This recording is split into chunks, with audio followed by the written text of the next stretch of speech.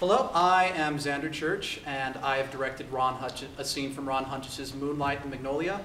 It's Act 1, Scene 2. My actors are Matthew Price Davis, who will be playing David O'Shelznick, who is the director, or the producer of Gone with the Wind. Robin Larson, who will be playing Ben Hetch, who is the writer. And Stephen Hendricks, who will be playing Victor Fleming, who is the director.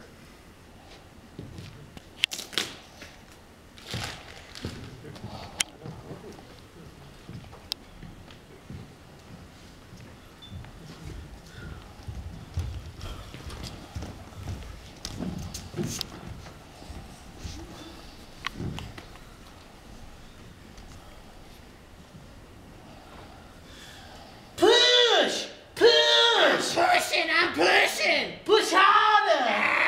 Harder! You have to throw yourself into it. It's no good. Where's that bad, stupid girl? Ben. What? Scarlett's in Atlanta, remember? Atlanta? Melanie is having Ashley's baby. Melanie? Scarlett's only the one there to help her. Scarlett? Not again. I think I've lost use of both of my legs. Have a banana, a peanut. Take it easy. God damn you to hell, David Shelsnick. I haven't had a bowel movement in 2 days. I must have lost 5 pounds. Look at that. Stop kidding around. It's nothing serious. I'm pushing. We're doing pretty good, but we have a ways to go. Let me take a walk. Get some fresh air. No. Let me sleep for 10 minutes. We don't have time. We have a baby on the way here. Baby? Melanie is having Ashley's baby, with only Scarlett there to help her. Scarlett's maid, Prissy, told her that she knew about birthing babies, but she didn't know nothing. Push! Push! I'm pushing! Prissy's taking too long. Melanie's in a real bad way here. Prissy comes back dawdling. I'm having a baby here. Not without Prissy, you ain't. Prissy comes up the stairs. She's alone. She's a bad, stupid girl. I was a stupid girl. Scarlett sees her and loses it. Now Scarlett's alone with a woman having a baby by the only man she ever loved. Whoa, back up. You want to know why this book sold 1.5 million copies in 12 months? That's it. Right there. Hold it. She slaps the maid? Socks are one, right here. The colored maid. Prissy. I know I've been a bad girl. How old is this girl? 10, 12? You can't put this in a movie. She lied to her. She so said she knew about birthing babies. I did. I told Miss Scott I could birth babies. And she dawdled on the way back. I did. I dawdled something awful. Meanwhile, Melanie's dying here. Push. You're paying me to tell you what scenes to cut. Cut this one. No. Do you have any idea what it says about your heroine? She's under a lot of pressure here. So it's okay to beat up the black kid? I've been a bad girl. Could you please dialogue in this scene? No. Who's the producer? Who's the writer? So right. What happened, David? You making a movie that not only glorifies the Confederacy, but she slaps the little girl. The audience is waiting for it. Look how Fleming is playing Prissy. He's not an actor. Don't you have the responsibility to make America look its ugly mug in the face? My only responsibility is to make sure I make the best movie I can. This isn't the David Shelsnick I know. The David Shelsnick I admire, I love. In this gold-legged sewer, I thought there was at least one executive who saw things the way I did. I can't deal with the race question right now. If you can't deal with it in Gone with the Wind, when will you? It's a melodrama. Possibly the greatest one ever written, but a melodrama. If anybody understands the legacy of prejudice, it's us Jews. Oh, when did the Jews get into this? The audience is waiting for the slap. What are you thinking? I'm thinking I don't have you for much longer. Melanie's having Ash's baby. Scarlett sees Prissy and blam! Where's Fleming? Write it. Not in a million years. I've spent a lot of time and money making sure all the characters in this movie are treated with respect. As much as you've spent on Vivian Leigh's breastwork? All the Negro characters in this movie will be treated with as much dignity as everyone else. However you slice it, it is an elegy to the Old South. Tell me you see it. Harry Conn wouldn't see it. Jeff Warner wouldn't see it. Thalberg might have. Enough with the Thalberg. Write it. Okay. Okay. We keep the slap.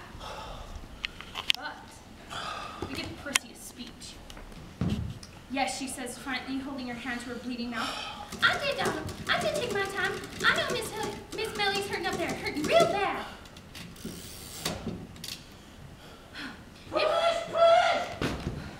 If she dies, what do I care? Because what do any of you care? Any of you white folk? You in particular, Miss Scarlett O'Hara. Are you nuts?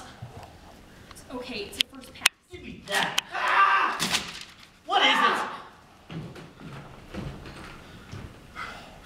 My eye! Let me see it. You don't want to look? My God! What is it? You don't want to look. Oh, lose the eye? Only first vessel. I can't work if I lose the eye. You won't lose the eye. Don't let this get out, okay? It's nothing serious. Relax. Breathe.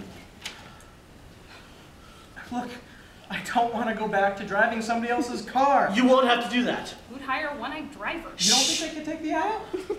I mean, you don't think they would take an eye out just because you burst a blood vessel, would they? I could still read a script. Yes, I did, Donald. I did take my time. I know Miss Millie's hurting up there, hurting real bad. And what do I care? Because what do any of you care? Any of you white folk? You in particular, Miss Scarlett O'Hara? Where did this piece of shit come from? Something Ben was trying out. Piece of shit? Where do you stand on the race question, Mr. Fleming? Do you think it has a place in the popular movie? Oh, you're just a newspaper man at heart, aren't you, Hedge? For a director, you make a pretty good chauffeur. Look, any damn fool could write a screenplay like this. We've acted it for you. We've given you the dialogue. What more do you want? Do you mind? David and I are trying to get some work done here. Do I mind? Do I mind? The writer is trying to do some work, so I should just disappear at my own ass? Push! Shelsnick and me are the only ones who've been doing the work. Push! You're maybe feeling some heat for the couple of hours it's going to take to put this piece of shit screenplay together. But where are you going to be the 6 months I'm going to be living with this turkey? Day after day, hour after hour. Here comes Prissy. Is the writer going to deal with the set, transport, hair, makeup, props, catering? Him? She's on the Are you stairs. going to stay up till midnight because some actor doesn't want to show up to work because he doesn't like the color of his shower curtains? Are you going to hold his hand, let him rest his head on your shoulder, when all you want to do is punch him in the face and tell him, it's acting, just show up and say the line, damn it. Are you done? In the beginning was the word. Yes, but it doesn't get said unless some poor son of a bitch shouts, action. If it's true that no director starts out to make a bad movie, then what is it? Because even before shooting starts, somebody's nagging me. Drop this scene, drop that scene. Do you really need so many extras? Going into a production without a screenplay is a great idea. You get to the set. Somebody's nagging you. There's a little problem, casting, location, whatever. Can you give us some help? Can you be flexible? Day 2, somebody shows up with something else. You give a little bit here, you give a little bit there, but what the hell? Say it takes you 9 months to get from script to premiere. Given one little compromise a day, that's 270 compromises. Say your movie lasts 90 minutes. That's one compromise every 20 seconds. Guys, please. You want to talk about compromise? Imagine a drop-dead beautiful woman, and there's an unspoken yes in her eyes, and you ask her, your place or mine, and you get there and she slips her shoes off and you turn something slow on the radiola, and there's that yes again. And there she is in the bedroom, naked in the moonlight, and there's that yes again, and you're about ready to climb out of your pants when the director steps in and says, okay, I'll take it from here, leave it to me. How'd you like to be a Hollywood screenwriter, Mac? How'd you like to live with that? Suck it down, pal. The real movie magic is someone like me showing up on a soundstage and turning this into those specks of light Shelsnick is always bullshitting about. In the beginning was the deal. You don't get to write the words, and you don't get to shout action until somebody puts the money together. You want to talk about creativity? Take a look at the studio's books. That's imagination. You're disappointed in me, Ben. That's a free country. Anybody can make the movie they want to make. You want to make You're Gone with the Wind? Go ahead. As long as you control the rights and you have $1 million. You control the rights? You have $1 million? No, then maybe you're here to help me make the Gone with the Wind I want to make. I pay people like you to write it the way I want it written. And people like Fleming to direct it the way I want to see it. That's called collaboration. Only in Hollywood. Movies get made because somebody like me, who everyone thinks is an asshole, who happens to own the studio, picks up a book. And I think it's going to be another Moonlights and Magnolias. But a couple pages in, the same thing happens to me that happened to Margaret Mitchell. Scarlett O'Hara grabs me by the nuts and never lets go. I think Mitchell set out to write just another bodice ripper. But Scarlett O'Hara took it over. You don't make judgments about the little brat, you just go with it. 1.5 million readers did, and as I know there's a God of the movies, 1.5 million readers will, and moviegoers will as well. Who would the god of the movies be? You? No, but he's a close relative.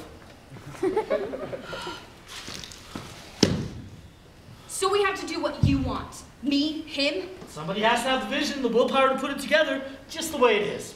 Isn't that what Hitler is telling his people? What Stalin and Mussolini are telling theirs? Hitler wouldn't be able to take the pressure of running a major studio. Mussolini wouldn't have the patience, and Stalin is too nice. Get back to your chair. Aren't you running a dictatorship too? Those guys don't have the executives breathing down their necks. I've been carrying this movie with me for 3 years. I know Scarlett O'Hara. I know Brett Butler and Tara and Melanie and Ashley. And I care about them more than I care about any hired hands. Which, at the end of the day, what you two really are. But put your butt back in that chair and give me Prissy's big scene. Scarlett hauls off on the girl. Her head swings around like she's been hit by a baseball bat. No. Scarlett nails her. Her head explodes like a ripe watermelon. No. Scarlett's fist connects. Her jaw snaps with a twang. No. Tell me you see the problem. Write it, damn it. What is it, a right hook? It could be an uppercut. Or maybe a jab. What, does she cold cock her? I remember I dropped a guy in a bar once with one of these. It's more of a... Or a... More like a... We could...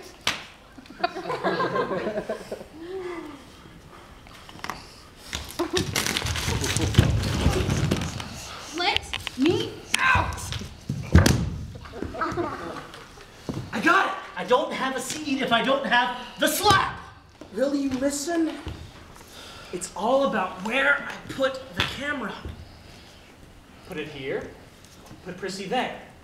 And pop, it takes the yow out. Think we can sell it? You want to see it the other way again? No, you were right. Let's go. There's still only 3 days. 2. Who's counting? Roll 'em. Where's that bad, stupid girl? Do I have to play Prissy? Yes. Here